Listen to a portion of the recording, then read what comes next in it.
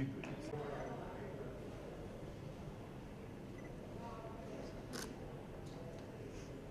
I think the forefront of technology, pushing the boundaries, driving the internet, and yet I just said active.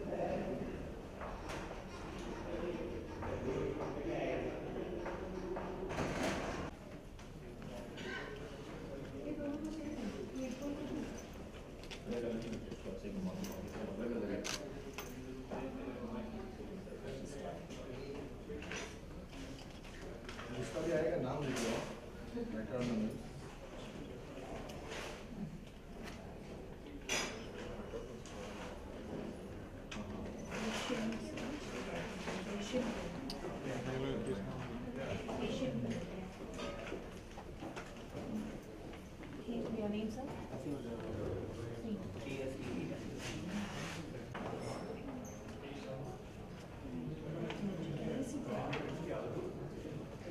From Mumbai?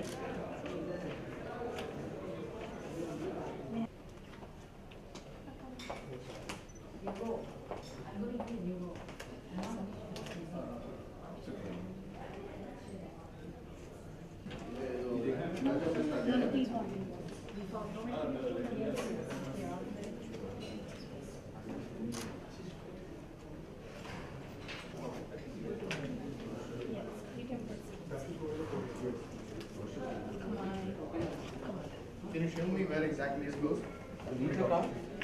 Yeah.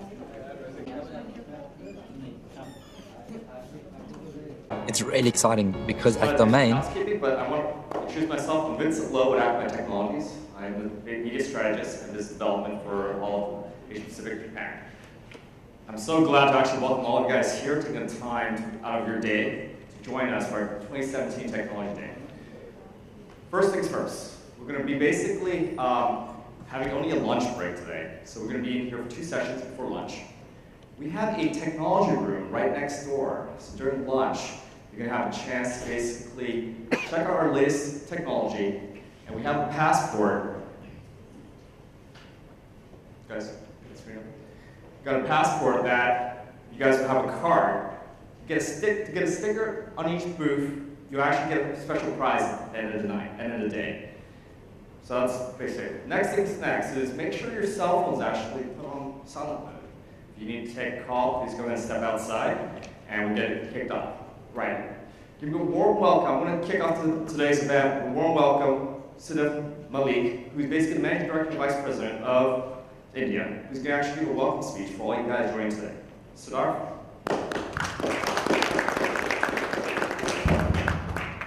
Thank you, Vincent. You're welcome. Good morning, everybody. On behalf of Akamai, I would like to welcome you all for this Customer Day. And I think it's time where we would like to basically sit back and understand how is the future going to be as far as the internet is concerned. And I know you are a technology leader, business leader. You do look into the future. You basically try to see what are the new trends coming in and then try to adapt your businesses to get the maximum out of those trends. But I think today, let's focus on looking at how the internet can shape up in the future. Now, imagination is endless. For example, imagine a world where there are billions of people watching TV online. Imagine a world where hundreds of millions of connected cars are engaging in billions of updates per second.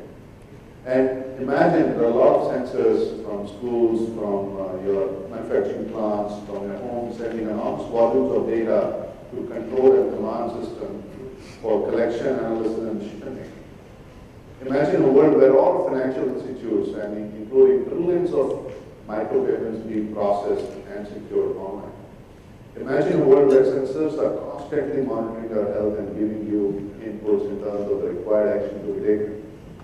Imagine a world where a golf ball will be fitted with sensors or a tennis ball will be fitted with sensors, which will be talking to sports gear and trying to give the trajectory of the ball so that you can practice against your favorite athlete or a sportsman.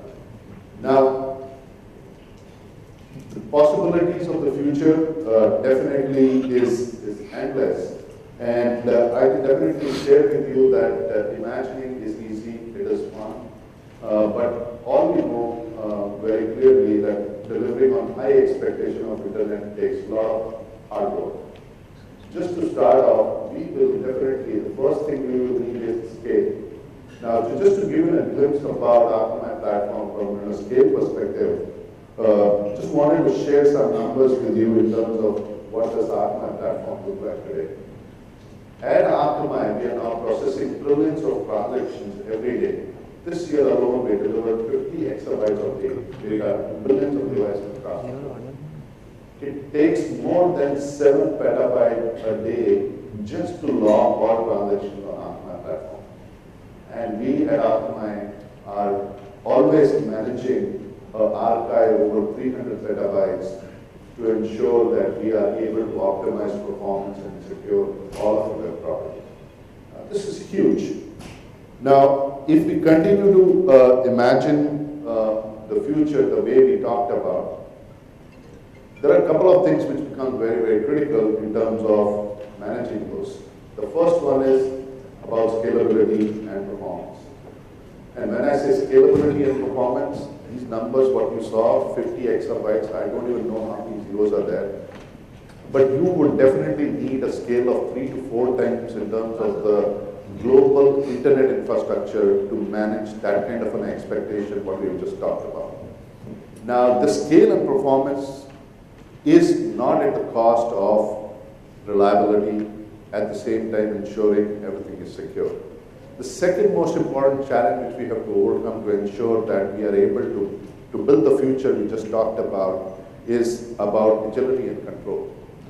Now, agility and control is one topic where we have listened to you, we have taken your feedback very seriously, and the fundamental thing which has come out of that theme is that we want our services to be a little easier for that you can consume them and make an effective use of them.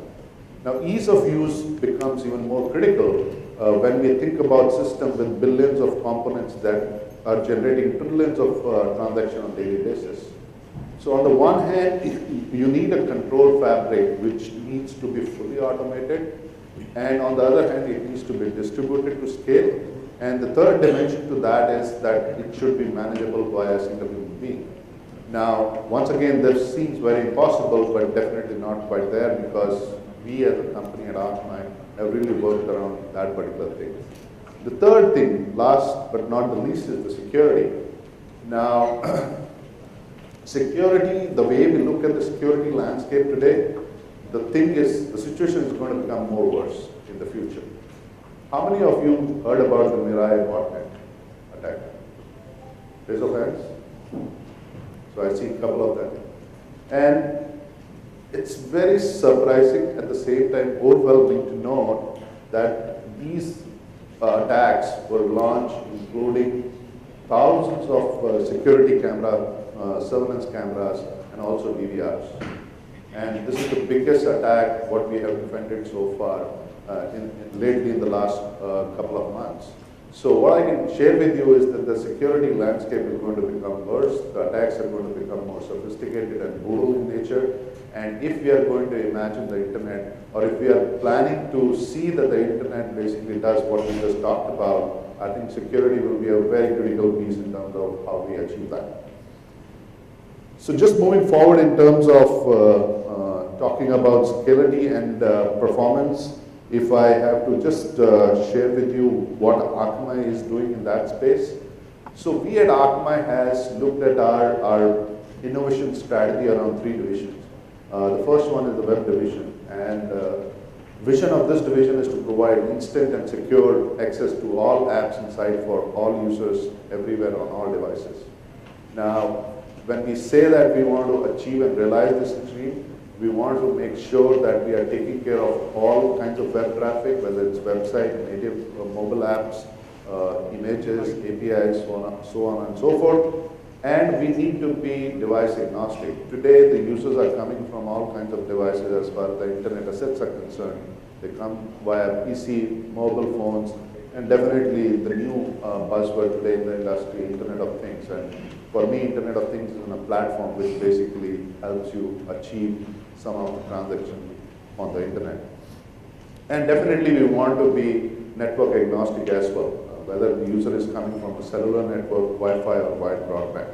So that's the focus of the web division, and I'm sure many of you are using some of our web products, and during the course of the day, you will see the kind of innovation we are bringing around our web products to ensure that we give a seamless and a very immersive experience to all our users across all kinds of assets.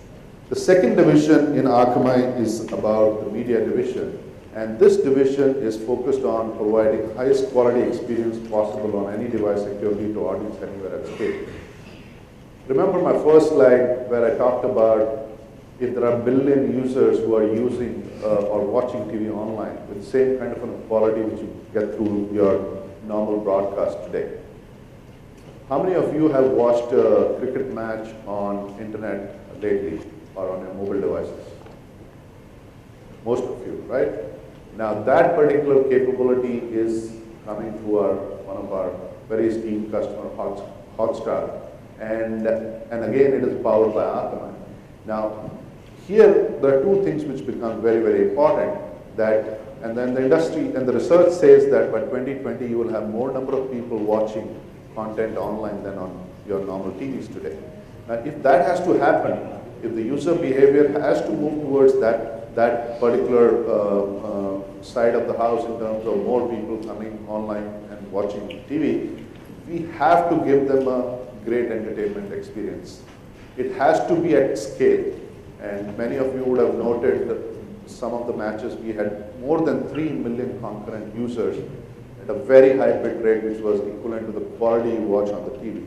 And the third I said was the highest quality. So this media division is focused on providing that when it comes to scale. In fact, in India there were more than 3 million users, and the same rights were given to some other company who was not on Akamai platform in other parts of the world, and their whole system crashed after 7,000 users. So that's the kind of scale, quality, and an immersive and engaging experience we need to provide to make that reality of having 1 billion people watching TV online. Now the third division is a very young division at Akamai, but a very, very important one. It's an enterprise division. Now the vision of this division is to secure, protect, and accelerate the enterprise service in the cloud. Now, gone are the days when enterprises were not using internet as a part of their main network. Today, internet is becoming a critical and a very important component of overall enterprise networks. Now, if that has to happen, if you are supposed to provide access, secure, protected access to all applications, to all enterprise users across all devices, you will face the same problem which our non-enterprise customers or non-enterprise ecosystem is facing today. So this division is really working really hard on that. In fact, some of the innovations we are bringing on, this particular industry has not seen that from a threat protection, from enterprise access point of view. In fact, we had a customer day in Delhi a couple of, maybe a week back, and one of our customers was very sure. He said that, Siddharth, we have secured our enterprise from all angles. And I said, wonderful, and maybe we would like to learn from you. And within a matter of a day, their enterprise assets were compromised. And that customer was really surprised how it could happen. In fact, it was so, from an information perspective, we were overwhelmed the way some of the attackers, some of these actors, they are exploiting DNS vulnerability to ensure they get into the enterprise and create an havoc.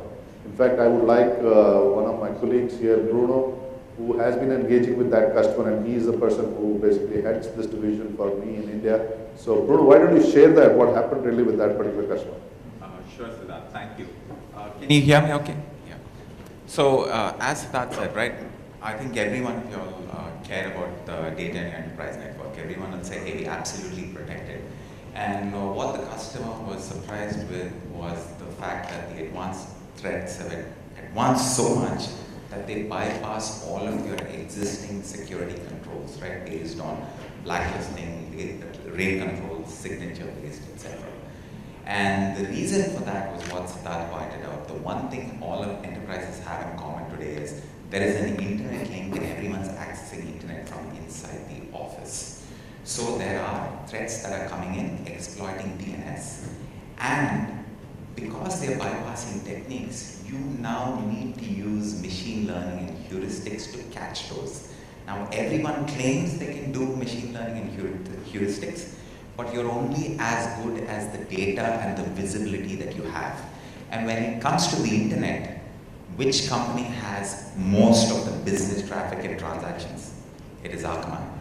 Our recursive DNS solution is run by all the top carriers in the world. So given the intelligence, we were able to help protect customers for these types of attacks.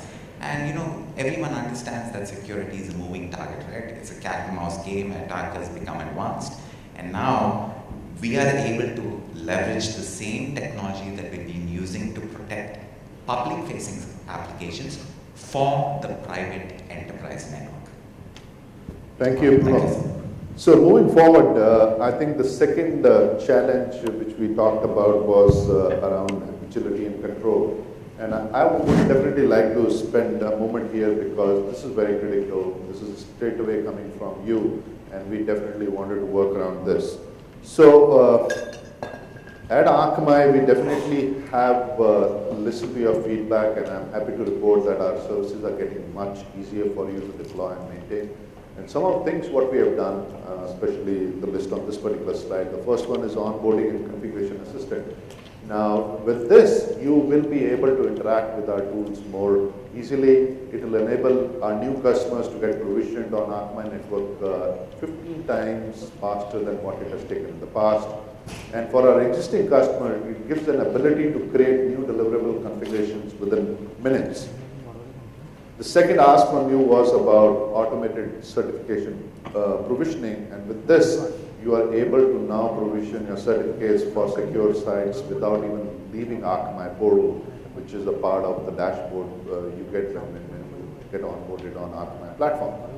The third one basically was another critical one where you asked us to expand our Akamai marketplace to make it easier for you to try and buy new products directly through the portal.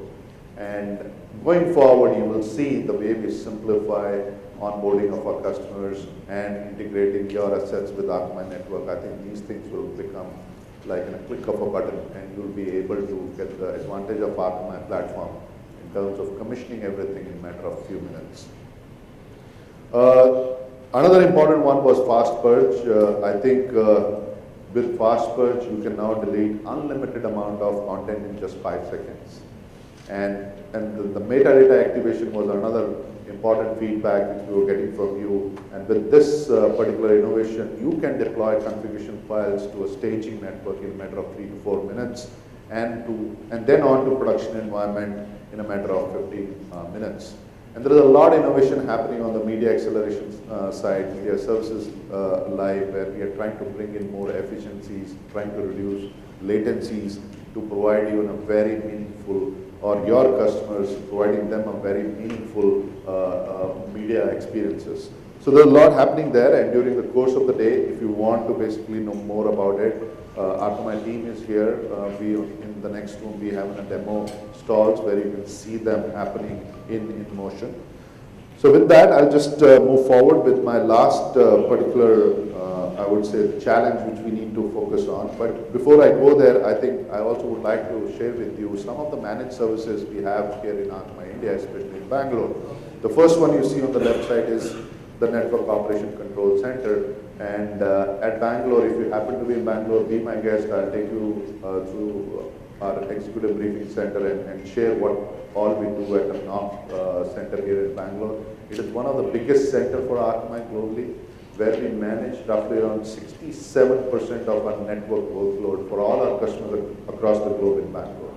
The second one is the Security Operations Center. I think this is very critical. As we have seen, the security landscape is changing. The number of attacks originating from India is increasing. India today in APJ is the fourth largest country in terms of contribution to the attacks.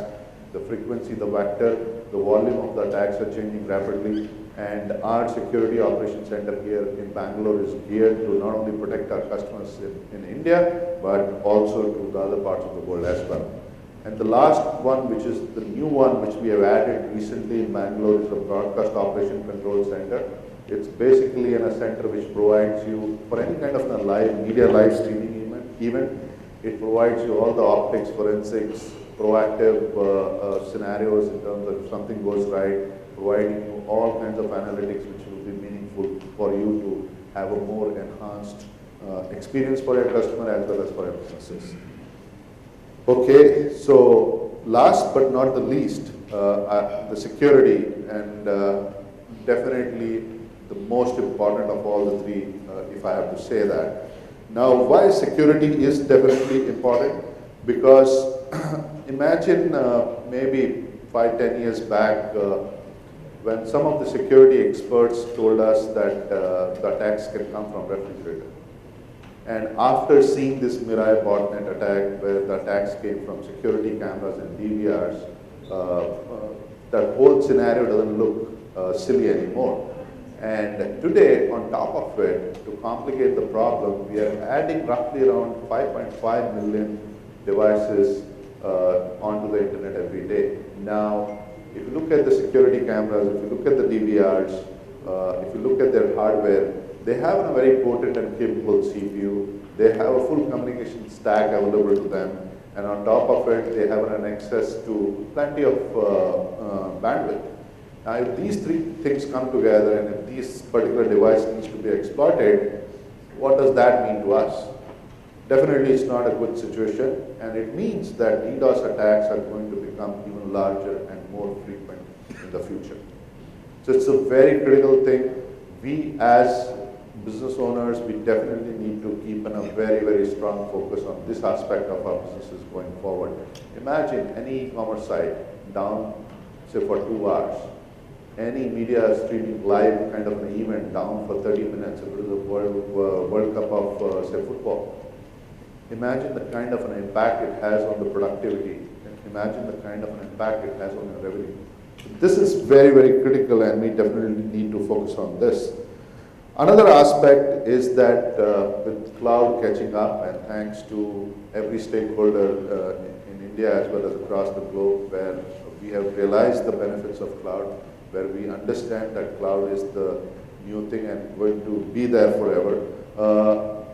So the data centers becomes critical to ensure that the cloud continues to grow the way we are seeing it.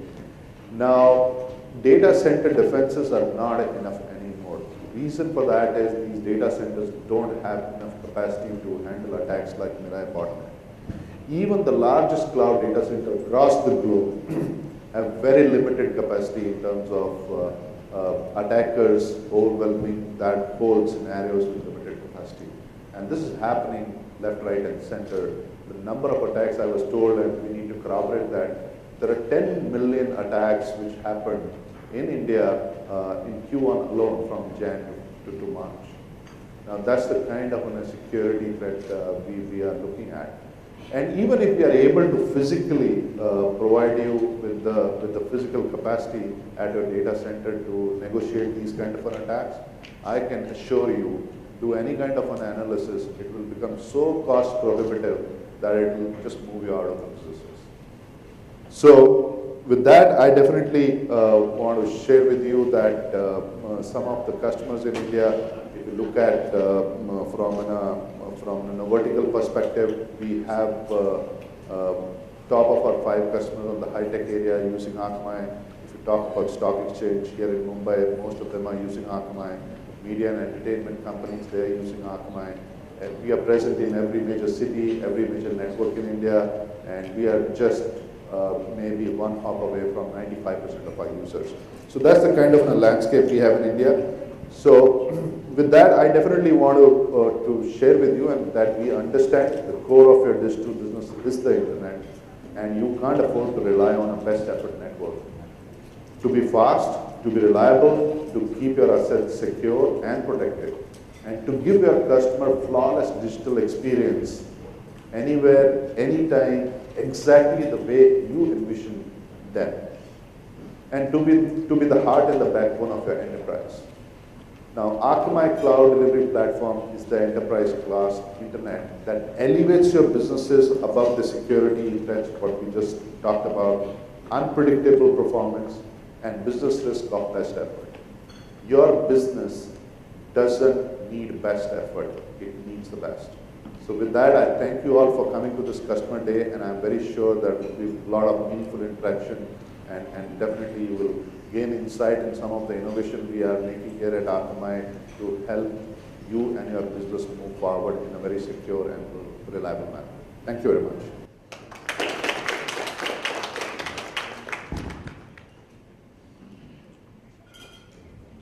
Thank you, Siddharth. So our next hour, we're going to be spending time with our media architecture, enterprise architectures. We're going to talk a little bit more about live streaming, talk more about dealing with capacity, and also being able to handle video delivery in a growing marketplace. As we all know, video is growing at a 20 to 25% rate year on year. I'd like to welcome Matt Lee and Phil Harrison for the next hour to talk about media innovation that we have at Akamai, and go a little deeper, explaining what we're doing to basically handle new live streaming techniques, in addition to the monetization aspects of what we're doing at Akamai in media. Matt or Phil? Thanks, Vincent. Good morning, everyone. My name is Phil. I'm an enterprise media architect with Akamai, and I basically help companies across Asia with their OTT journey.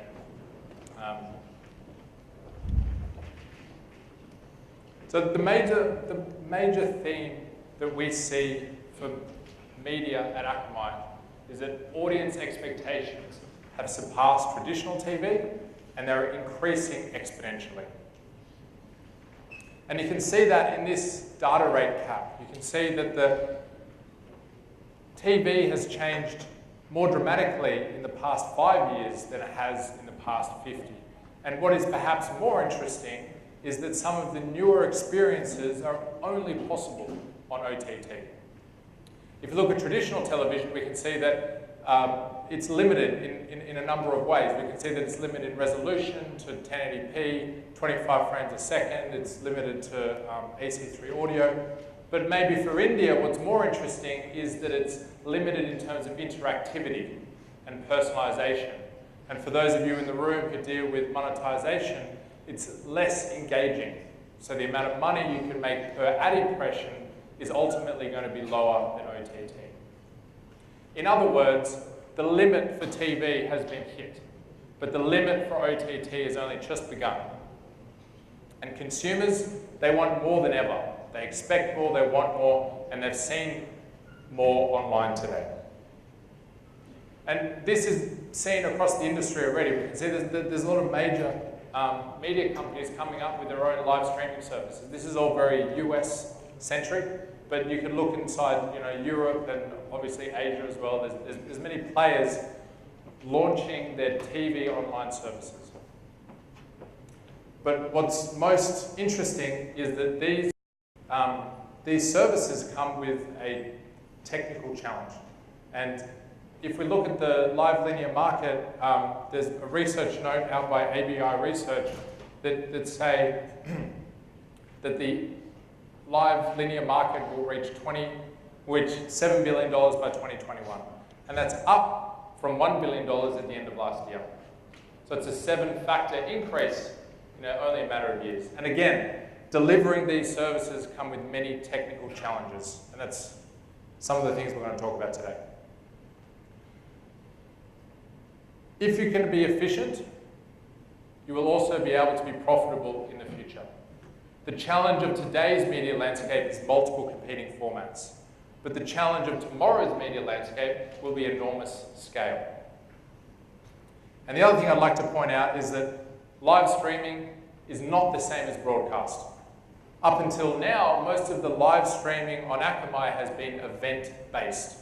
There's been a defined endpoint, there's been a defined endpoint, and that's constituted an event. This is very different. What I'm talking about now is broadcast television. It's 24/7, 365 TV channels available online. And that type of architecture looks a bit different. It looks a bit like this, where we have a contribution facility or a TV studio or some kind of channel origination service. And the feed comes in via IP or satellite via contribution downlink, and then it'll hit an encoder.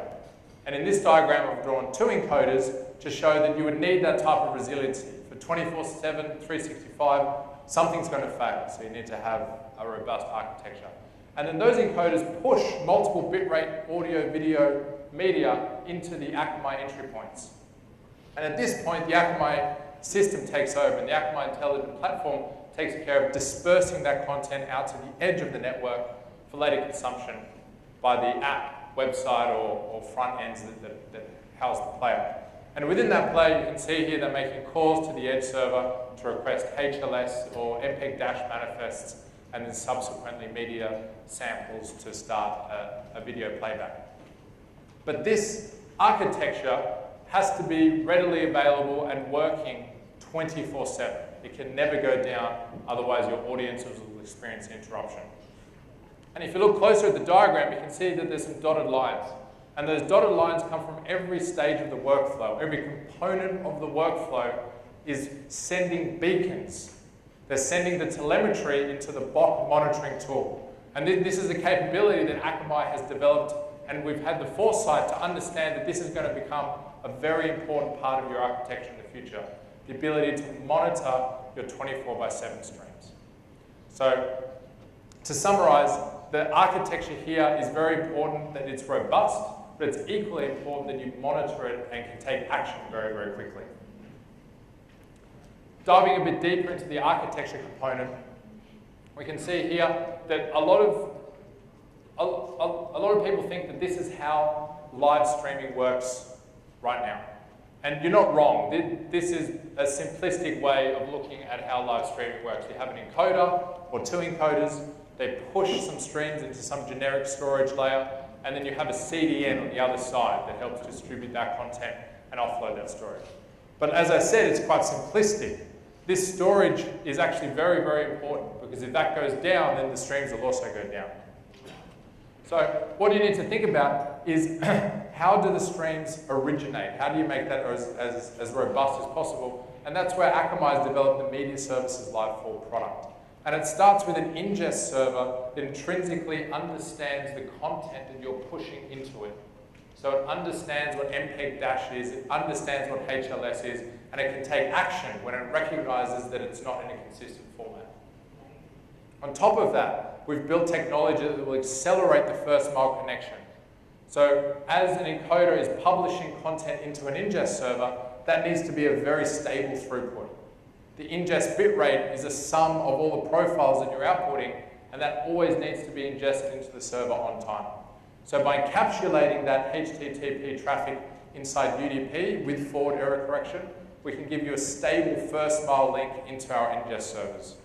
And if one of those ingest servers is in a region or a part of the internet that goes down, we can remap those encoders automatically to another ingest region using our existing platform technology.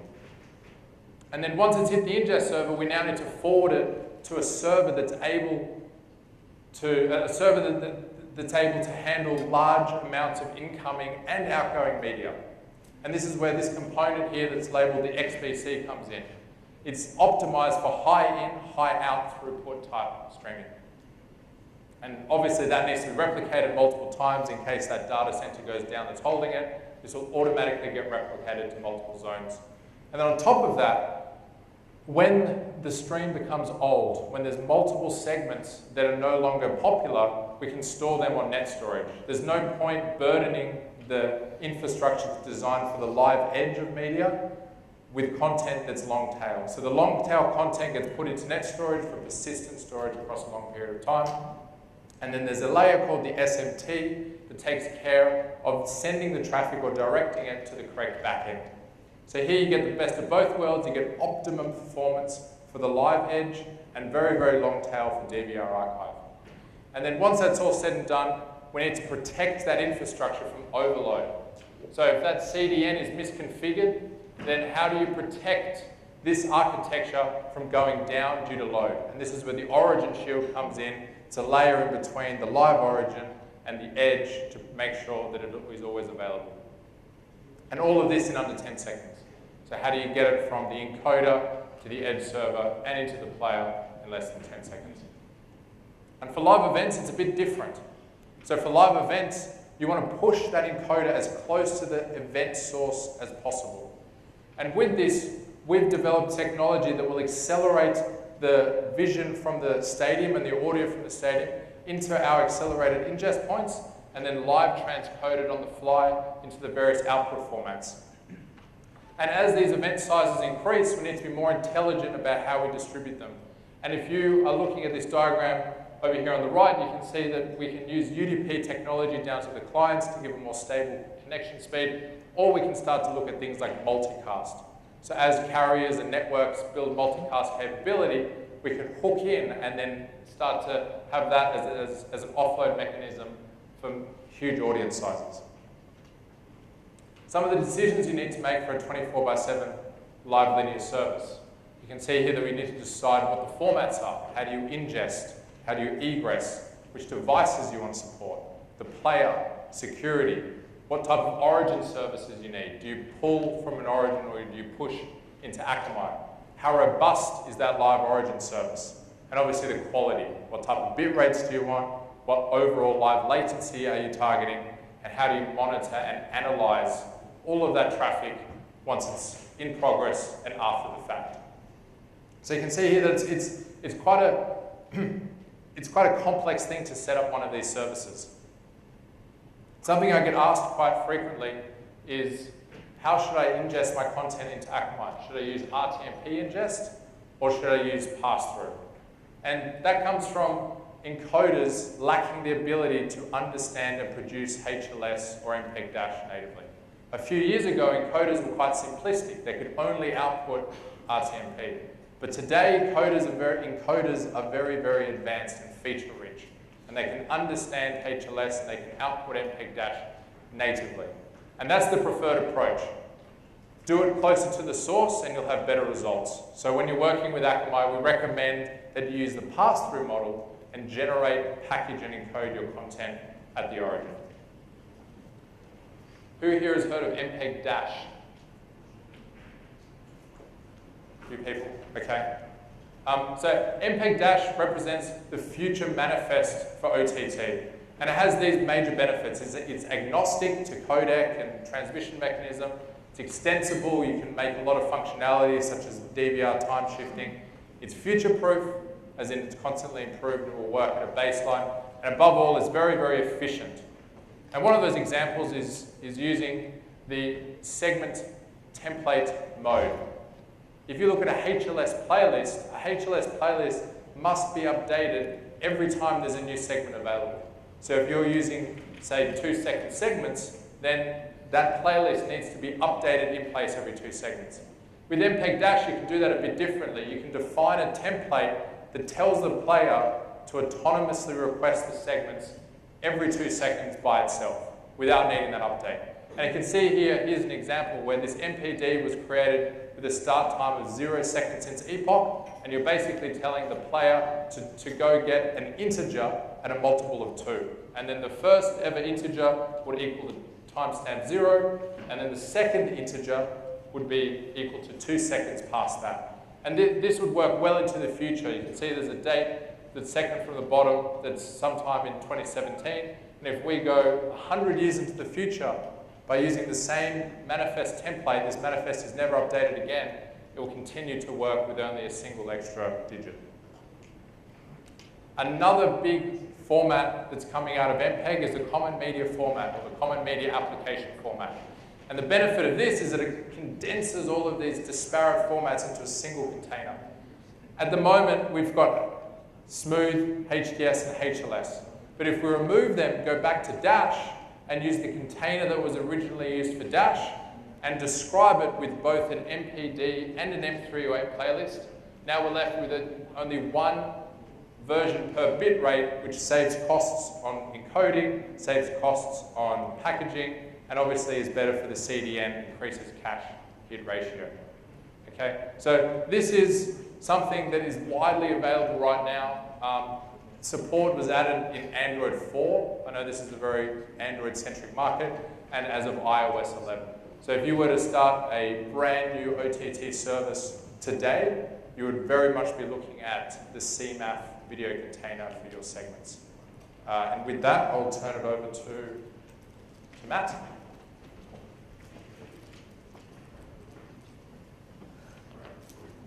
Thanks, Phil.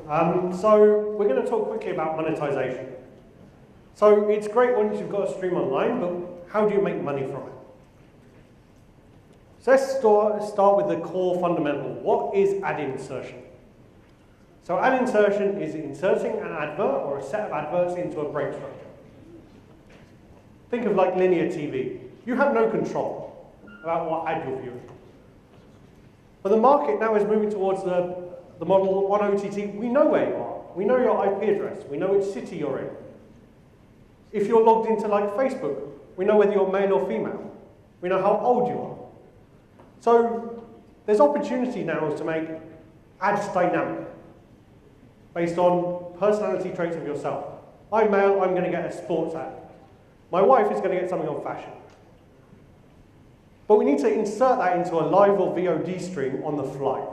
And there's really been two technologies today that could do that. One is called client-side, one is called server-side. So a client-side ad is something that runs on the player on your website. When it detects an ad break, when it gets a trigger to go to ad, it switches the video source. It goes to a third-party ad service that fetches the ad and switches it into the player. Now, there's a bit of a problem with this. First of all, you have to make player-side changes. So native video playback in things like HTML5 don't work anymore. It's also a third-party service. How do you know that the ad is going to be in the same format as your live or VOD stream? How do you know the bit rates or resolutions are going to be the same? There is nothing worse when you serve an ad for it to be a 16:9 sports match or all of a sudden a 4:3 SD ad. So the main issue with client-side is it's become very susceptible to ad blockers. Because it's a third-party call, there are applications out there that detect the call and go, I'm going to block that. So what happens? The ad doesn't get served, you don't get the revenue. So recently we've been working a lot in the server side, the model on the right. This means that the ads are served in-stream. So they're much more difficult to block because they're within the same manifest as your live or VOD video content. They also require no player-side changes. To the player, it just looks like a continuous stream of video. The player doesn't care whether it's changing from live to ad back to live, or from VOD to ad back to VOD. It doesn't care. So what does it look like? If anyone ever tried it, here is an ad on the left-hand side. It's a bit small, but it's a marker saying, here is an ad, and it's going to last 30 seconds. So what these ad replacement services do is on the right-hand side, they replace it by content. So to the player, it's going to process this manifest like it's just another video segment. There's nothing there much telling the player that's an ad, apart from maybe the host name changes. And then we have discontinuity tags before and after to say, hey, my video stream is changing. Don't stop buffering. If any of you have ever tried using the client-side ad experience, it goes something like buffer, plays ad, buffers again, plays video. That's not a very good experience. So with this, because we can see it, we have the foresight in the manifest, we can buffer the ad while the live event is still playing. And during the ad, we can be buffering the next live segment. So it's a very smooth experience to do ad insertion. So what we're doing at Akamai is we're not playing in the manifest manipulation space. We're not playing in this ad decisioning space. What we're doing is we're enabling you to have a seamless experience in live and VOD while forwarding these requests to third-party ad providers. So the request flow would be something like this. You've got your encoders on the left-hand side using the infrastructure Phil had talked about. That delivers a manifest with 3 or 4 bit rates into Akamai.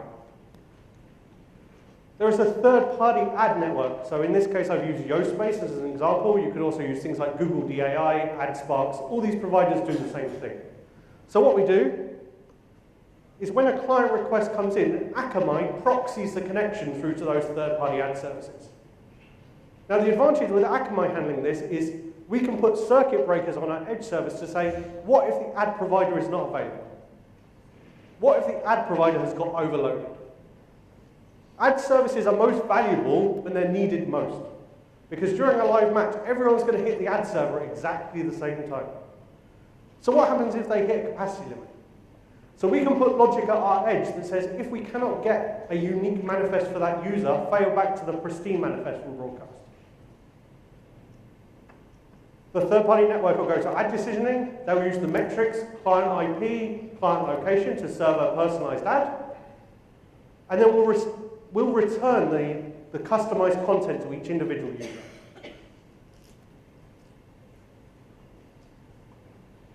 So that's how ad insertion works. That's kind of the end-to-end pattern of delivering content that's personalized to each user. You have to remember here, we're serving a different manifest to every user.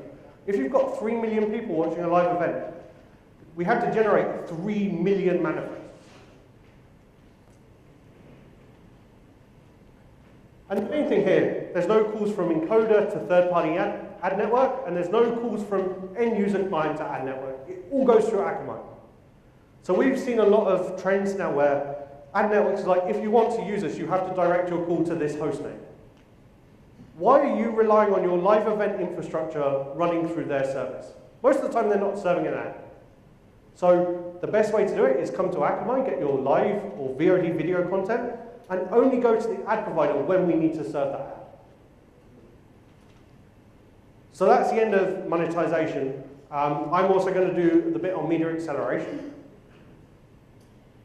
So media acceleration is basically to improve the user experience. Now, when we had broadcast television to the home, we were pretty lucky because we'd have a satellite dish on the roof, we'd have a cable TV connection, or we might have fiber running to the house. They all had one thing in common. They were a dedicated format for delivering video. Unfortunately, for OTT, we have to use the internet. And the internet is a shared medium. I want to watch an OTT service on Akamai, my daughter wants to watch YouTube, and my wife's shopping on Amazon. It all goes over the same internet. So this is where these 3 metrics are coming. It's buffering, it's got a long startup time, or I can see very low quality. Those are the 3 things as consumers we look at. You might not think about it, but that's what you're measuring. So what we've done is we've developed an application called Media Acceleration. By Q4 this year, it will become Media Acceleration and Efficiency. And its job is to reduce rebuffering, serve you higher bitrate, so serve you higher quality video, and to reduce the startup time of video. And to you guys, the main thing here is that increased engagement. Increased engagement, pair it with monetization, more revenue. But we still have the internet. So I live in Singapore, I live in a big tower block, 200 odd apartments, everyone has a Wi-Fi router. You run a network scan in my building, you can't find a free Wi-Fi channel. I could go and buy a bigger Wi-Fi router, sure. But that doesn't fundamentally change how much bandwidth I can get on a congested network. In India, I know the networks are horribly congested. So I have to maximize that last mile bandwidth. I have to make a nice big tunnel between an Akamai edge server and my end user device. And that's what we're doing with media acceleration. So we put this into trial. I'll tell you more about the technology in a minute, but basically what we found was once you put media acceleration into your application, it's an SDK, buffering was down by 24%. 25% of viewers could get a higher visual quality. So in this case, we put it into beta with a service that had 4K. They were on HD, 25% more could now get 4K. If they're on SD, 25% can now get HD.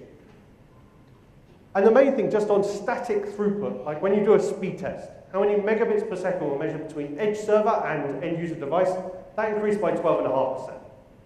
Without changing anything else. They didn't have to buy another router, they didn't have to change the network operator, It just went up by 12.5% by putting this in. And we've enabled this on all our media products. So that's adaptive media delivery. So if you use Akamai Media Services on Demand, Media Services Live, or AMD as on its own, it's enabled. It's also available if you do large file downloads via download delivery, or if you deliver images and static objects via object delivery. They can all make use of this technology. So what's under the hood? The big one's on the left-hand side, so I'm going to move this way so everyone can see it. And it's based on UDP. So like Phil was saying, we're doing ingest acceleration via UDP. We're also doing last mile acceleration via UDP. And we're doing this via a protocol called Google Quick, QUIC. And basically it's a combination of TLS, HTTPS. It's based on UDP, obviously. And it's also wrapped in normal TCP. So it goes through firewalls fine, but underneath it's encapsulated UDP. And it's very efficient. It's a very efficient tunnel from edge server to end user device. The best thing about it is it has lots of knobs to tweak. So we've world deployed this, which means it's on every single Akamai edge server on our network. It's not locked by country, it's not locked by ISP, it's available everywhere. But every ISP is different. Everyone has different routers, everyone has different infrastructure, everyone has different peering arrangements. So what we've done is we've run analysis on all of those networks and we've tweaked all the knobs already. That gives you the best possible performance between edge server and end user device. Coming Q4, so at the end of this year, we'll be adding efficiency to that. So if you saw on Phil's diagram, there was something called multicast delivery. That is, we send it to an ISP once and they broadcast it to all devices on the network. You just have to listen. We're also going to add things like WebRTC, which is a very low latency delivery format. We're also going to add peer-assisted delivery, which is basically we turn every one of your end user devices into a cache server. Because sometimes it might be more efficient for us to fetch the content from another user watching the same thing than going all the way back to our edge server. And most importantly, it's on our platform. So we have full visibility. We know when a user session has been on quick, has been accelerated. We can put it into media analytics. We can put it into reporting tools. So we can tell you, here is the A/B test. Here is how much performance was improved by using this standard. There is no paperwork to put this in place. If you use Akamai's media delivery solutions today, you can put it in your application. It's available via developer.akamai.com. You'll be hearing this a lot today. It's basically an easy to implement SDK. It's very lightweight. It's available for JavaScript. So if you're using HTML5 video tags, it's available for Android 4 and 5. It's also available for tvOS and iOS. If you're using the Akamai Media Player, it's a one-line change to enable media acceleration. So if you go to developer.akamai.com, you search for the Media Acceleration SDK, you scroll to the bottom, SDK's implementation guides. There is nothing to change on your Akamai configuration in most cases. There is no contracts, there's no paperwork, there's no monthly fee. You can just enable it. It's already on our network. You're free to go and use it. So with that, I'll turn it back to Phil, who'll finish off with some best practices, and then we'll both be back on stage for some Q&A. Thank you very much. Thanks, Matt. So I think we've learned a lot today. We've covered a lot of topics. So I'd like to close off the session with just the best practices. And these are generic best practices that you can apply in many, many workflow senses. So for content preparation, some of the best practices we learned about was CMAF. So if you're developing an application from today onwards, CMAF is definitely the way you would contain your media samples. You now consider HEVC or VP9. HEVC or VP9 have the benefit of being able to compress the same quality into a smaller byte size. Or you can make a higher quality video in the same amount of bytes. In congested networks, having good quality video on a mobile device is as important as having it on the TV. Equal to this, bitrate selection. Having too many bit rates can be as bad as having too fewer bit rates. So choose 3 to 6 and choose them towards the median of how many, the median of the throughput of your service. So if your users are watching at 760 kilobits, choose bit rates around that range. On the packaging side, short segment lengths. Short segments have the benefit of the player being able to commit to shorter periods of time when making requests. If you're using 10-second segment lengths, the player needs to commit to 10 seconds of content when the network conditions can change dramatically in that period. On the encoder, you want to optimize that encoder for 24/7 application. It hasn't been until recently that encoders have been working 24/7 for OTT applications. So make sure that encoders are optimized for that. HLS or dash ingest, as we covered, RTMP ingest is more of a legacy format. Or MPEG dash ingest is really the future. For redundancy, time syncing your encoders so they produce the media samples at the exact same moment. Dual internet links, so if your first mile goes down, you still have diverse paths to get to Akamai. And if you're using your own live origin services, make sure you have multi-origin, because if your origin goes down, the stream's going to go down as well. On the CDN side, HTTPS has become very, very pervasive across most browsers. That is enforced now. Okay? Certainly, as Matt mentioned, when you're using media acceleration, you must also use HTTPS. And as we can see here, this is just a graph of enabling media acceleration. The rebuffer count was relatively high. After media acceleration turned on, rebuffers dropped down to almost nothing.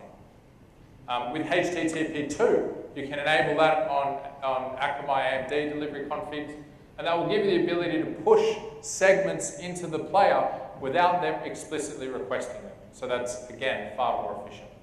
And as always, review with Akamai Professional Services. They're experts in the media delivery field and all things CDN configuration.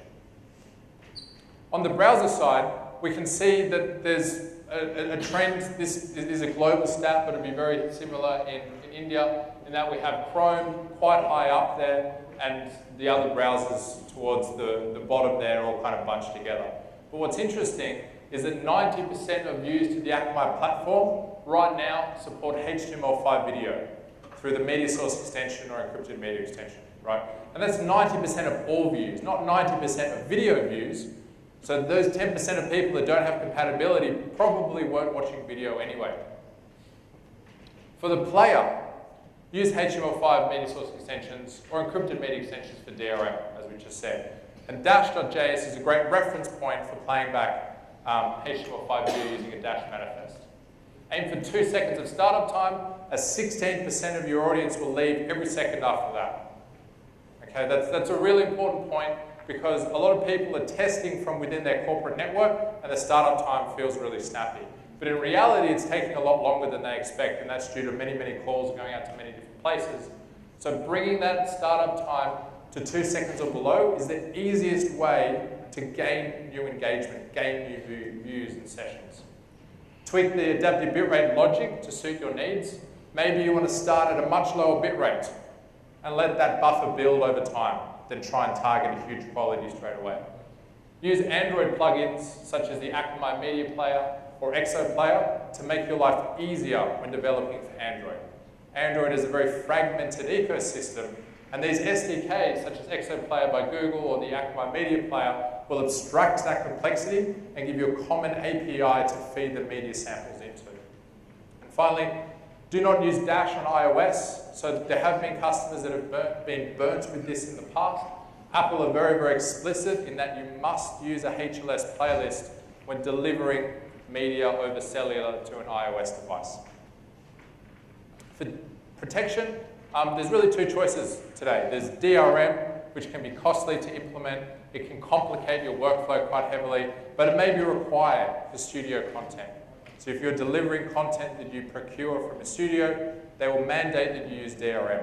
And there's a common format for DRM as well. It's called MPEG Common Encryption. But there's 2 modes. There's 2 ways in which the encryption is initialized. One mode is called counter-block chaining mode, and that is endorsed by Apple. And Apple's FairPlay DRM service essentially only supports that mode, and so do their iOS devices. So if you're targeting Apple devices, you will have to use CBC mode in common encryption formats. On the Android and Microsoft side, they prefer CTR, okay, or counter mode initialization vectors. But they also support CBC, at least in the newer versions of Android DRM encryption modules. So if you're looking at DRM, there is actually a way to only lock the content once and send it to multiple DRM service providers if you're using MP common encryption with CBC initialization vectors. The other option, of course, is no DRM. So if you're creating your own content, if you're live streaming content that you're shooting yourself, you don't have to apply DRM in order to protect the content. You can use some Akamai best practices such as token authentication to authenticate your users. So every user must first authenticate themselves via a login or even a paywall on your website, and then your origin would generate a token.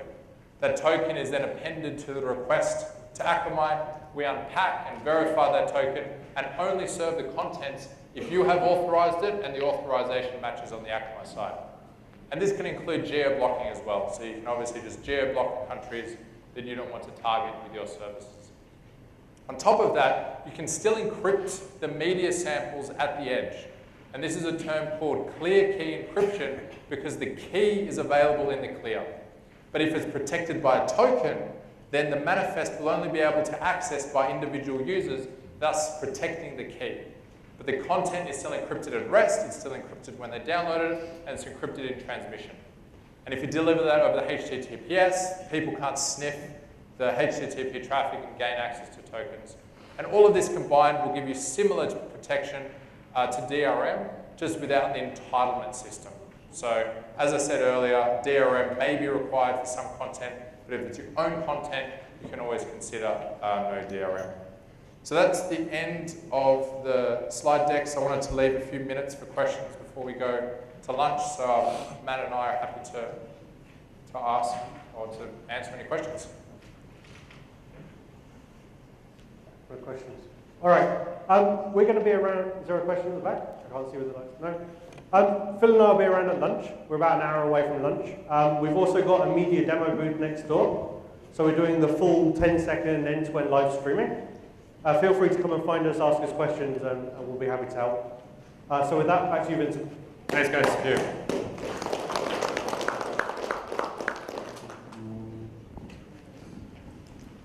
So we got some exciting stuff in media, so you can go and check out the booth. Just a reminder, you guys who just came in the room, you guys have your Technology Day passport.